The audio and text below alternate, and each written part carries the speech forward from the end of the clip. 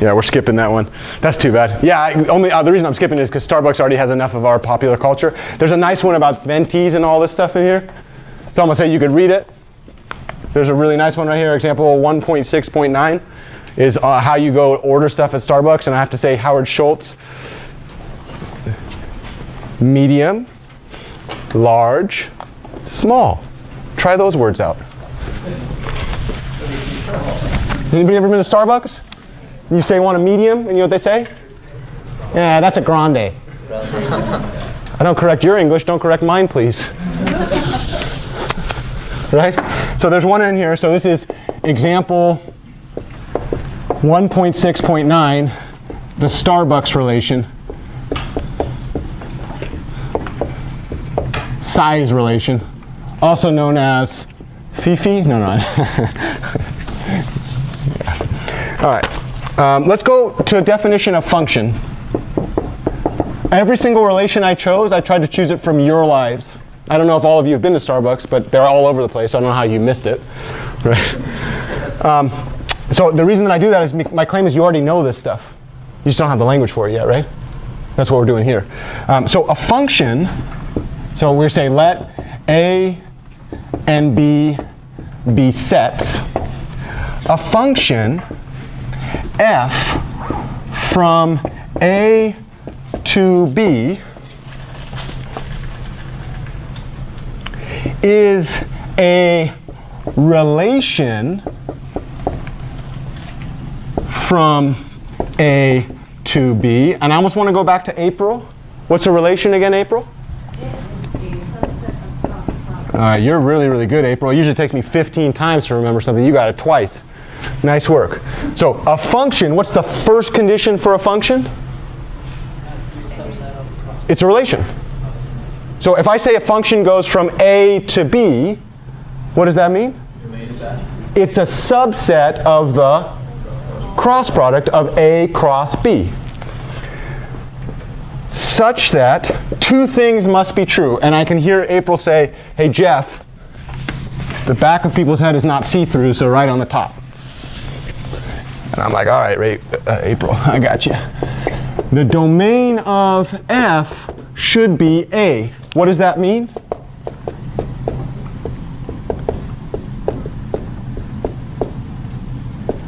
What does the first condition imply immediately? The domain must be equal to the domain space. By definition, that is a requirement of a definition, period. The second condition is if x comma y element of F and x comma z element of F, then, can somebody guess what I'm about to say? What I'm finna say? What am I finna say?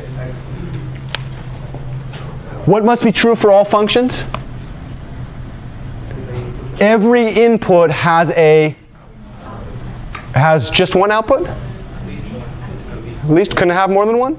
No. For a function, vertical line test. No. Drop a vertical line, that touches a unique output. How many times should it touch? Touch. Just once. So if I have x comma y in my function and x comma z in my function, there's a single input. Those outputs, what must be true about those? AKA, each unique input gets only one output. What's a function? And I almost want to ask you again, and I forget your name, behind April. I had you in my class a few quarters ago. What was it again?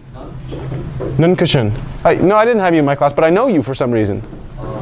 How do I know you. I definitely know you.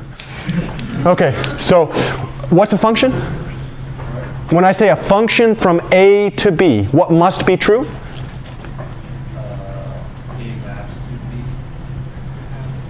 Function f is a relation. It's a relation. What's a relation?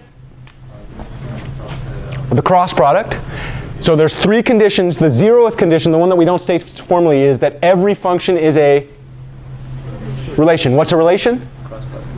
Subset of the cross product. So you get everything from A, everything in B, you mash them up, and then you choose some of them, right? Okay, what are the other two conditions? That the domain of the function is A, so there's nothing in your domain space that is unused.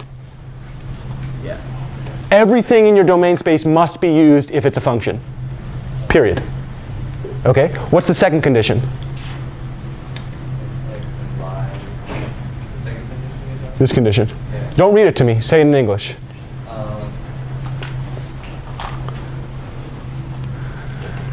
x implies a function and x is a function, then x has to be, and y has to be AKA, X is monogamous. right.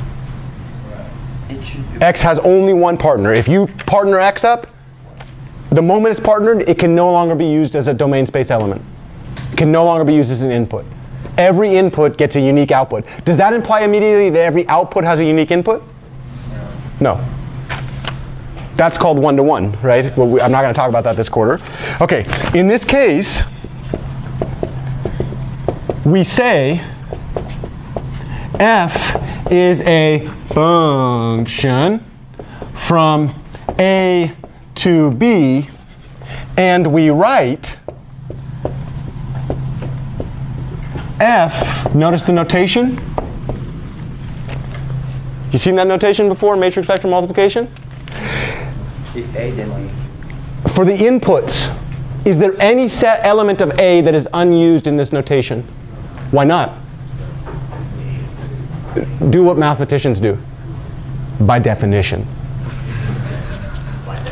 Yeah, you got it. By definition, if you say that this is a function, nothing in your domain space is unused. In other words, this is everything possible that you'll ever use, right? Question, is this the range? No, it's just the codomain. It's just telling you where did you come from, where did you go. It just says what type of element do you expect out. It doesn't tell you the actual ones you achieve. It just tells you what's possible. What is the thing, what's the flavor of the output?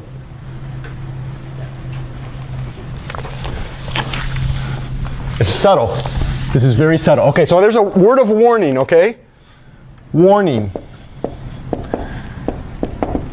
Cross product of sets